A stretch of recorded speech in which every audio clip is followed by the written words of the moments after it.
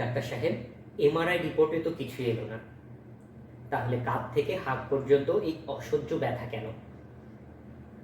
আমাদের চেম্বারে প্রতিনিয়ত অগণিত রোগী ঠিক একই হতাশা নিয়ে আসেন। রিপোর্ট নর্মাল, অথচ জীবন ব্যথায় অতিষ্ঠ। কেন এমন হয়? আসুন সহজ ভাষায় জেনে নিই। এমআরআই হলো একটি স্থির বা স্ট্যাটিক ছবি।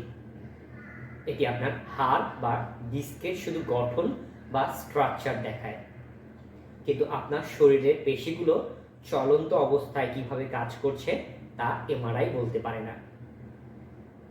গবেষণায় দেখা গেছে কাঁধ ও হাতের বেশিরভাগ তীব্র ব্যথাই গঠনগত নয়, বরং ফাংশনাল, পেশি ও স্নায়ুর কার্যগত সমস্যা।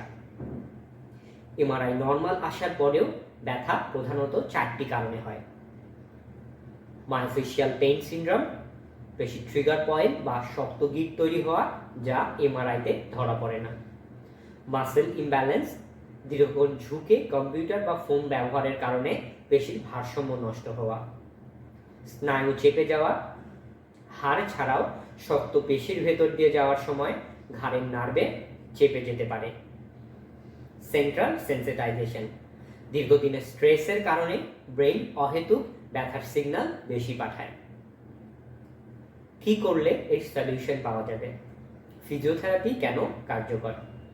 যেহেতু সমস্যাটি গঠনগত নয়, তাই শুধু ব্যথানাশক ওষুধ খেয়ে সাময়িক আরাম হলেও স্থায়ী সমাধান হবে না।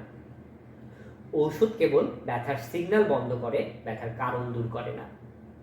এখানেই প্রয়োজন প্রমাণভিত্তিক ফিজিওথেরাপি। একজন অভিজ্ঞ ফিজিওথেরাপিস্ট ব্যথার সঠিক মূল কারণ চিহ্নিত করেন, ম্যানুয়াল থেরাপির মাধ্যমে পেশির শক্ত গিঁট রিলিজ করেন, বিশেষ নার্ভ গ্লাইডিং এক্সারসাইজ দিয়ে অবশ ভাব দূর করেন এবং সঠিক পশ্চার ফিরিয়ে আনেন। মনে রাখবেন, এমআরআই নর্মাল মানে আপনার ব্যথা কাল্পনিক নয়, ব্যথাটা বাস্তব। তবে ভালো খবর এই যে আপনার হাড়ে বড় কোনো ক্ষতি হয়নি।